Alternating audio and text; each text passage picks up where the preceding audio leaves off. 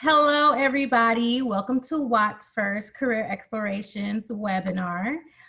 This is going to be a series of career exploration interviews with professionals in different fields that require either post-secondary education and or certifications, and to just help you explore different careers and ideas of what you can do post-high school.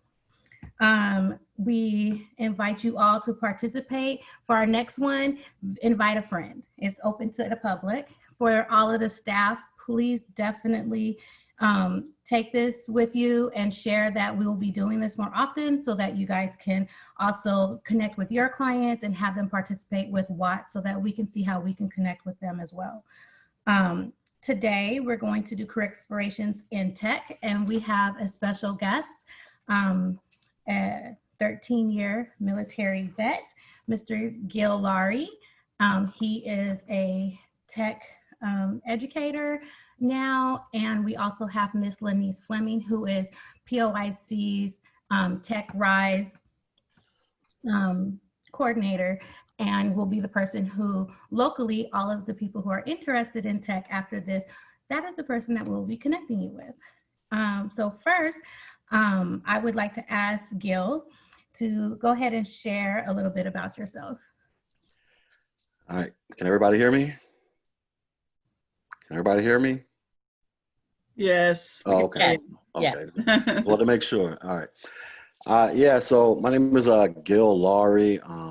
Just like she said, I was in the Army for 13 years, deployed twice to Kuwait, Afghanistan. I've been doing tech since 2002, or IT in particular since 2002. I've done everything from working at help desk to being the help desk manager to dealing with help desk, computer, other related issues related to satellite communications, fiber optics. While in America and in the middle of combat zones, I used to work with the NSA at one point. I went to college to be an aerospace engineer back in 1998 and got into tech in 2002. I got a master's degree in IT and I got an MBA, but I've been teaching. I actually currently teach high school, teach tech to high school kids now, like ninth graders. And then I do some work in conjunction with a local technical college around my way down here in Orlando. So that's pretty much my background as far as IT is concerned. So I've been doing it for almost 20 years now. So you gotta unmute yourself. Thank you, Gil. And Ms. Lennys, can you please tell us a little bit about yourself and Tech RAHS? So hello, my name is Lennys Fleming, and I am a Tech RAHS career coach for POIC. And I guess like a little bit about me, I've worked in nonprofit for 10 years, I believe now, either in education or in nonprofit. And yeah, I'm happy to be here, excited to spread the word about Tech RAHS. And Tech RAHS serves 18 to 29-year-old young people.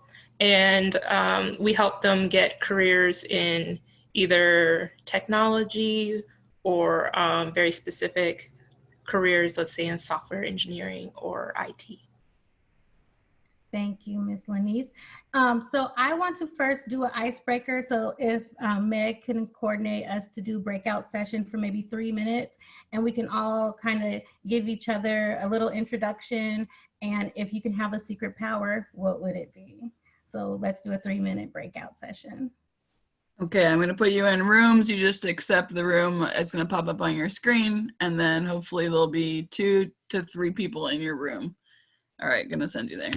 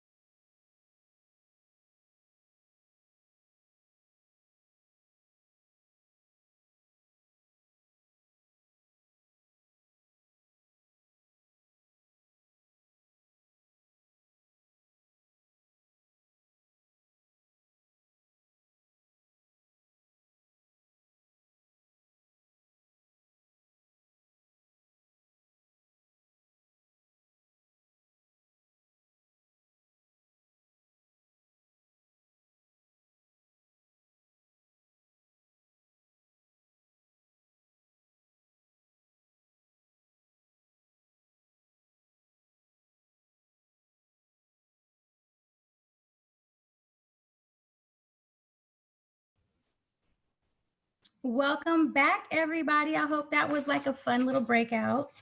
All right, so we're just going to kind of dive right into interviewing Gil and finding more about him and what he does and how he does it and all the cool things. And after our interview, there will be an open session for everyone to ask Q&A, however they, whatever interest they have in regards to the tech field that Gil or Lennys can answer. All right, so Gil. All right. So how did you get interested into tech? Well, I got started in college. I graduated high school in 1998. So I won a scholarship to go to Tuskegee University, and I majored in aerospace engineering because I thought I was going to be a rocket scientist one day. But after taking a bunch of calculus and math classes, I switched my major and went into applied sciences. And then after that, I ended up going into the Army at 22. Initially, I was going to join the infantry because this was right after 9/11. I wanted to be all I can be and be an American hero and all that stuff. But my uncle, who was in the Army, talked me out of joining the infantry and told me to go pick a career that I could have with life after the Army. So I ended up going into the IT field in the Army, which was actually probably the best decision for me in the long run because I don't know. I don't know if too many employment opportunities that are directly related to a lot of stuff that the infantrymen were doing, but that's how I initially got started. Was thanks to my uncle convincing me not to join the infantry. So that was it. I think you're muted. When you were introduced into tech, did you eventually have a mentor at all? I didn't have a direct mentor per se. I mean, there were other people who were in my chain of command, i.e. like my boss or something like that, who taught me, but somebody working with me just one-on-one to kind of bring me up to speed, that didn't happen with me. It's happened with a lot of other people, but I just didn't I wasn't that fortunate to find a personal mentor. So I had to teach myself a lot of this stuff on my own to kind of get up to speed with everybody else. So. Okay. So when it comes to tech and IT work, do you actually have to go to college? Is that? No. So there's a lot of misconceptions that everybody believes you have to go to college to learn tech or IT. It depends upon what you want to do in IT. So if you want to become a computer science major or computer engineer, you're going to have to go to college. But if you want to start off like pretty much like how I did, working at the help desk, and then you could transition to becoming like a system administrator, network administrator, doing cybersecurity or other stuff like that, you can come straight out of high school and learn how to do that stuff, just bypass college and then work your way up like that. So no, college is not a mandatory requirement. Is really going to be more so dictated by what type of job you are looking to get into in IT, then that will tell you if you need a college degree or not. Okay, so with working in IT, the nitty gritty is what we all want is money. What kind of money and nice things can you get with working in IT? You can get anything you want. Well, the thing about IT is you can start off, let's just say you're 18 years old, coming straight out of high school, no college degree. The average national starting salary is around $15 an hour, which is like double what the national minimum wage salary already is. And even though $15 an hour, I think that roughly translates into about what, like 30,000 a year. That might not seem like a lot of money, but with IT, depending upon how specialized you get, how many certifications, how much experience you have, within about 18 to 24 months, you can probably double your salary from $15 an hour to 30. And then within about 5 to 10 years, you could be making around $100,000. Like, I have a younger brother now, he works in IT. He's 36 years old. He has no college degree. He dropped out of college his freshman year. He makes about $90,000 a year working in IT, and he's only been doing it for about 7 years now. So you can get to the 6-figure mark and, you know, live out your wildest fantasies if you really want to. So That sounds really cool. So someone who is entering tech, who's never been in the field, what are some things that they can expect upon entering that field of work? you should expect that you're going to be treated as the busy bee doing all of the low level grunt work. And you shouldn't look at that as like a negative thing. You should just look at it as a learning experience, because you are literally learning a brand new career field. So what do I mean by this is they might have you running around the office, plugging in network cables, going out there to fix people's printers, computers, resetting usernames and passwords, just doing all this tedious, mundane stuff that might seem boring to you, but you know, you go out there, you do it proficiently. It'll just demonstrate to your employers or the customers that you're dealing with that you take your craft or your profession seriously. So when it's time for you to get promoted or you go for another job with another company, they might up your salary so that, and give you more responsibility so that, you know, you can, you know, go out there and do all of the so-called cool things that you think a lot of us do. So instead of just doing the grunt work. So. Okay. So you said when you were in the military, you went into tech. What has been the difference between you doing tech work in the military versus you doing tech work no longer in the military? See, in the military, my tech work was combined with me having to be somebody who is training for war at any minute. So even though, like in the U.S., when I was stateside, I would do basic computer stuff, whether I'm, you know, resetting passwords or I'm running a help desk. But at the same time, I would have to go to a weapons range and spend hours at the weapons range shooting a bunch of guns around. And then for the possibility of me going over to Afghanistan, to where now I'm in a combat zone dealing with the Taliban. So while I'm creating user accounts or I'm helping people set up satellite communications, I have to worry about, is an RPG going to fly over the wall and blow me up? So that's a major difference. I don't have to worry about people shooting at me and blowing me up while I'm click-clacking away on computers in the US. But essentially, you still do the same jobs. It's just you remove the war factor from it. So. Okay. So in this economy, and with a lot of the younger people graduating from school now, or just young adults, they're often wanting to become self-employed or their own business people. Is tech a genre of work that would allow to that transition easily? Yeah. So people ask me this question all the time, truthfully. So they always ask me, well, how could I start my own tech business? You know, when people think about starting their own tech business, they think about starting the next Facebook, the next Google, just some monumental task where you're going against people who have literally just taken over the internet. I tell them, you can do that if you got the funds and the desire to do it, or you can go around fixing smartphones. And you might not think of this as fun and exciting, but how many smartphones have you guys owned? Or how many times have you dropped your phone and cracked it? And you got to take it to one of these repair shops and somebody has to fix your screen. I know I've done that countless times since I've had an iPhone over the years. And each time I got to cough up anywhere between $50 to $100, or I might just have to buy a brand new phone. But the point I'm making is this is an IT business fixing iPhones.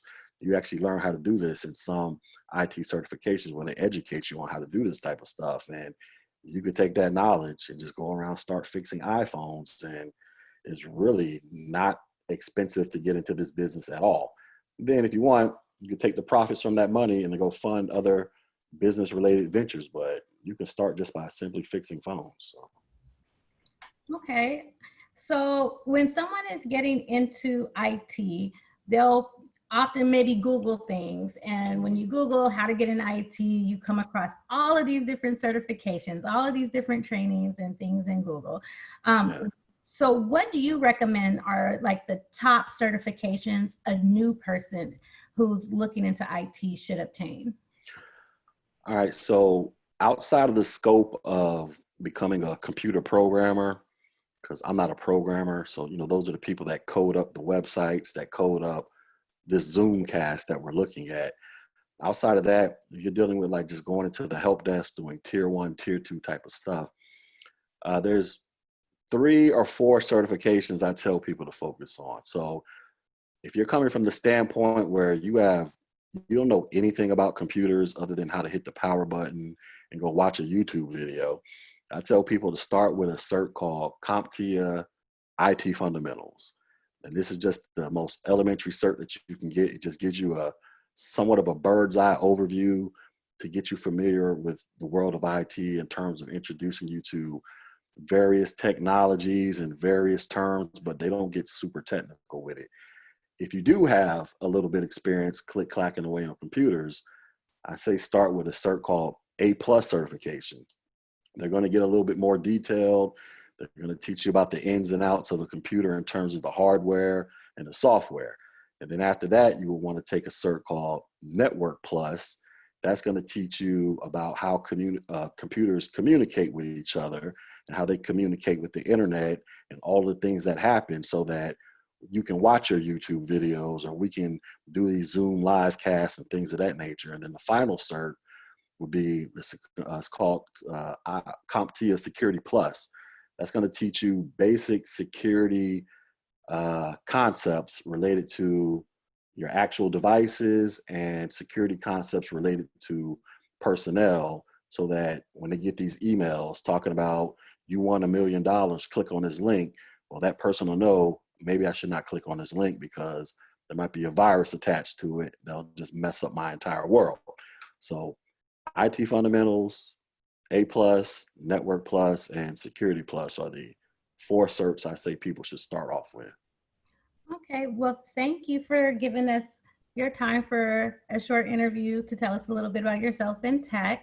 And right now I'm going to kind of switch over to Lennys so we can talk about our local program at POIC. And so for those of you who are interested in tech, Lennys is the person that you would actually reach out to, or you guys can reach out to anyone in WOT, and we would get you connected to Lennys and learn about our program that helps you get the certifications that Gil was speaking of. So Lennys, if you'd like to go in a little more detail about TechRise and upcoming programs, I would appreciate that. Yeah, so what's really exciting right now is that TechRise is doing a CompTIA A+ certification training right now. It's called IT Ready, and we're kind of hitting capacity, but I do have room for like 1 or 2, especially like if they're already on your caseload. I can probably get them up to speed super fast. And so if you have somebody who's like, I would say, highly interested in tech and that they've done very, very well on their CASAs, send them my way for that. And that training is going to be starting June 22nd, and it's going to run until the end of August. That training has like the last cohort, it had a 100% employment rate, and we haven't had anybody due to COVID-19 becoming unemployed because of it. All right, and then the past cohort is currently finding jobs.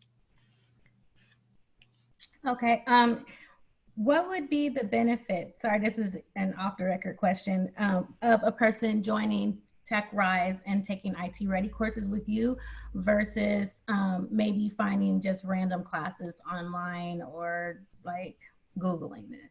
Is there something that, you know, our POIC staff or students who may be participating or watching this at a later time can say, I really want to do TechRise with Lennys?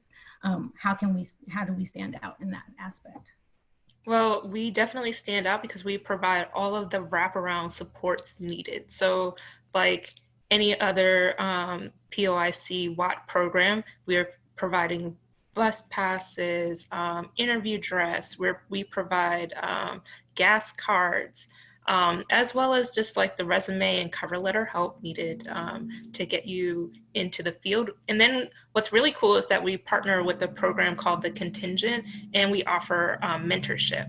And I don't think that's necessarily available to somebody who's just like in the work systems stamp program or STEP program. So that's just a little bit about some of the wraparound supports that we offer. As far as like entry-level positions, hiring right now, so the current cohort is getting hired. It's at a slower rate than I would say like in the past. So like when we had the IT Ready training that ended in December, a lot of participants were able to get hired by the end of January. This particular IT Ready session ended in late April. Those particular clients still need to do their certification because the program had switched to online. And so it took them about 2 weeks to get that certification going.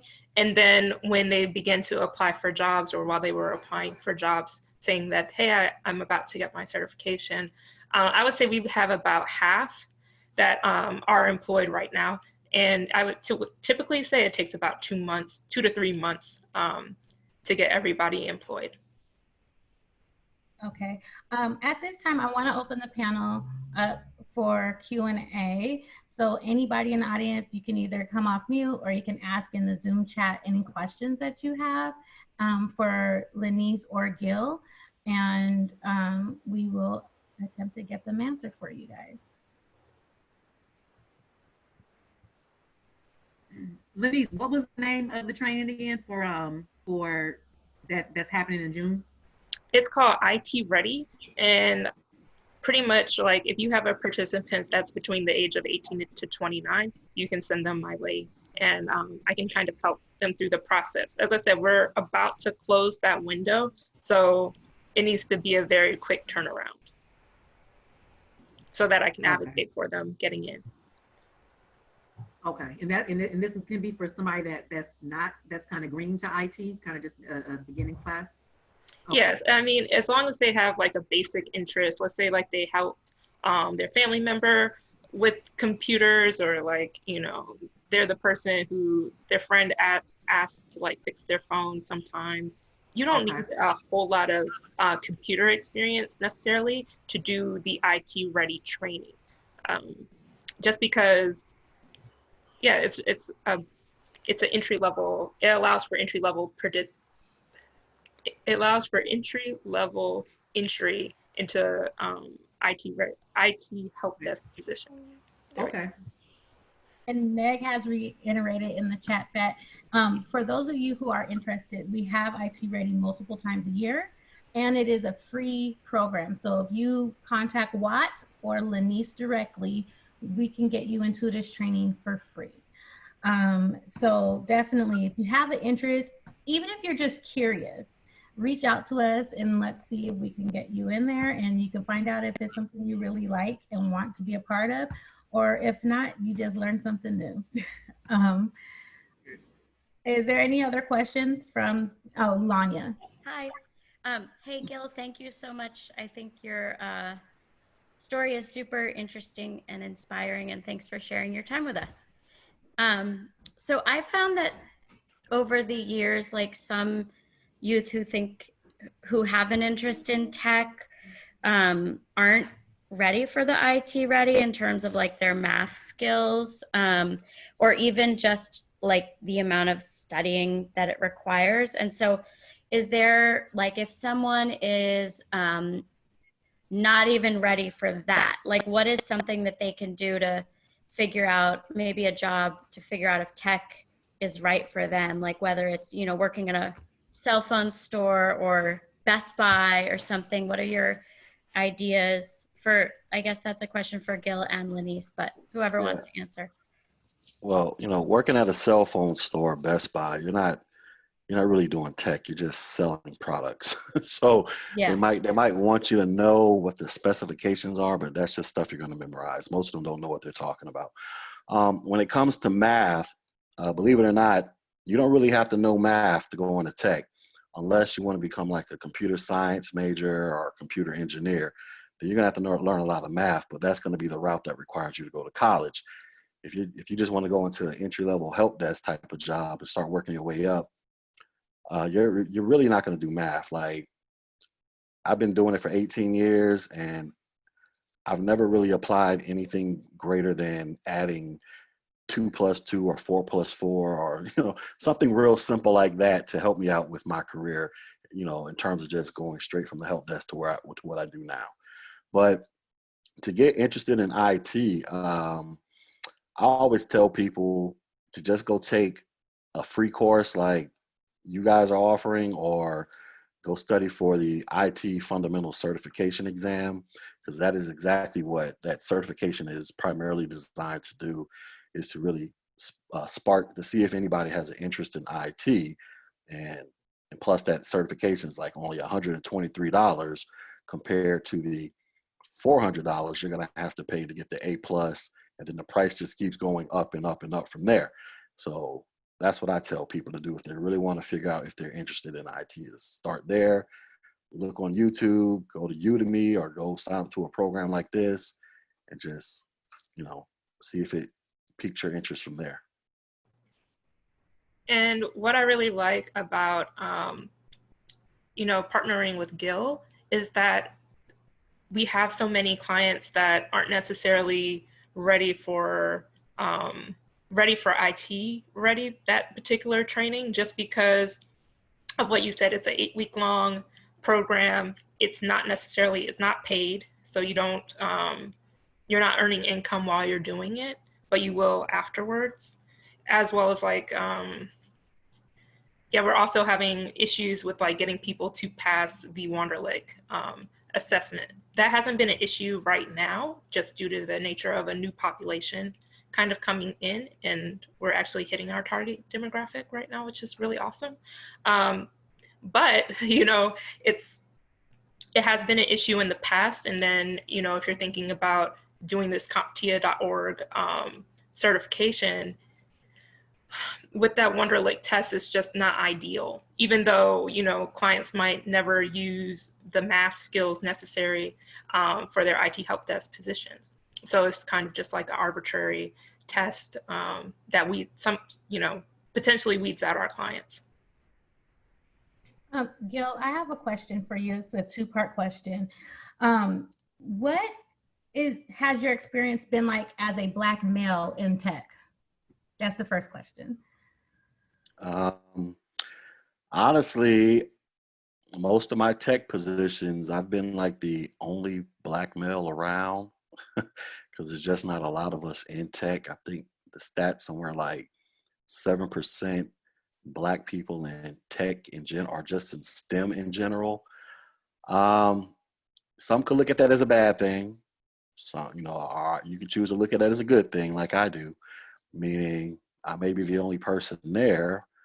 Well, at least I can go in there and learn everything I'm supposed to learn, so that way I can reach back and help somebody else who might be Black, who wants to get into IT, because now they can at least see, oh, I know somebody, or somebody kind of looks like me or comes from my background, and they seem to kind of know what's going on, so maybe they can be an example for me to follow. So it can be, it can be a little lonely, if you look at it that way, but I never really went into it thinking that, oh Lord, I'm the only Black person around here. I just went in here thinking, I'm just going to go in here and do my job and be the best at what I can do. And if I have the time to help somebody else out, especially those who look like me, then I'll do what I can if they're interested in learning.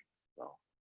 Okay, and the second part for that question is, what are tech positions looking for in a new hire, like from someone from like yourself?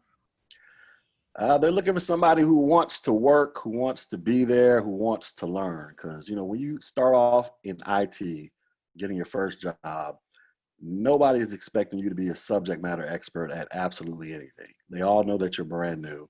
So they don't expect you to come in there and just understand the same stuff that somebody who's been doing this for 20 years will understand to their level.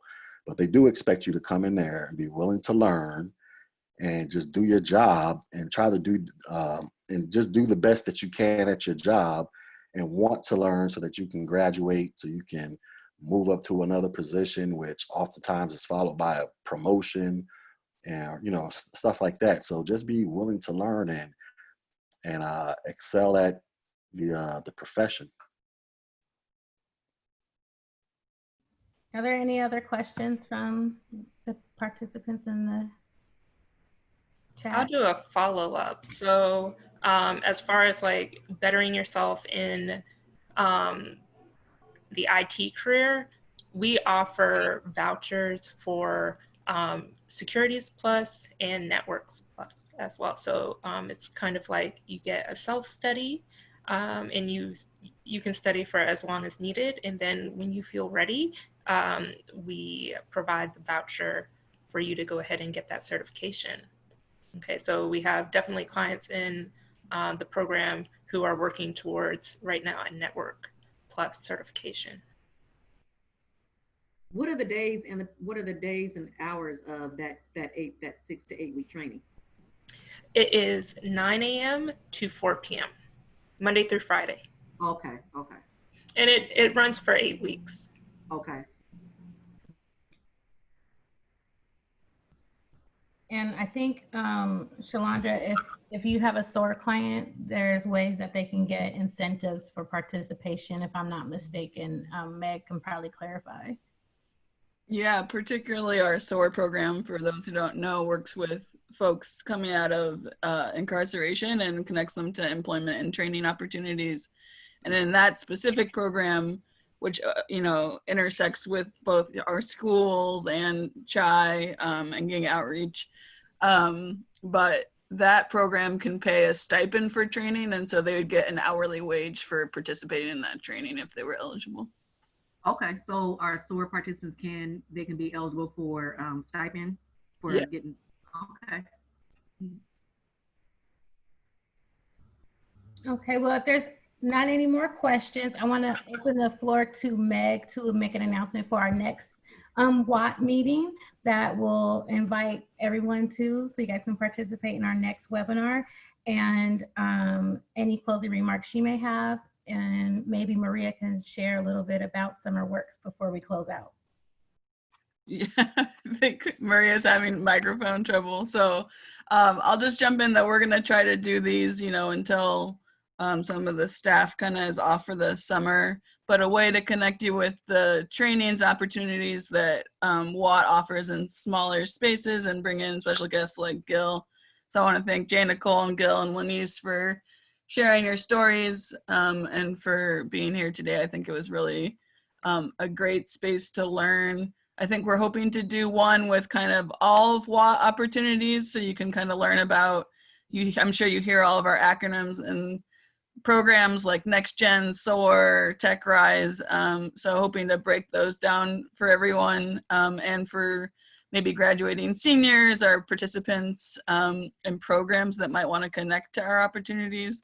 And then also doing more career specific webinars. Obviously, I think one coming up is going to be on construction, because we're going to have a summer cohort for our pre-apprenticeship. And so wanting to be able to dig in on for you all, we're going to record all these on why somebody might be interested in construction and what our program looks like. But yeah, more to come on Summer Works. I'm going to send out an email to staff to connect with students, but it's happening. And so more to come. But that's it. Thank you, Jane, Nicole. This was a really great event. Thank you. Thank you, everybody who showed up. And the next time we have one, please invite one extra person. And Gil, thank you for sharing your afternoon with us. We know you're 3 hours ahead of us, so your day is kind of coming to a close. And Lennys, thank you for sharing with us as well about Tech Rise and how we can introduce some of our participants into technology. Thanks for having me. All right. Bye, everybody. Thanks, everyone. Thank you, everyone. Bye.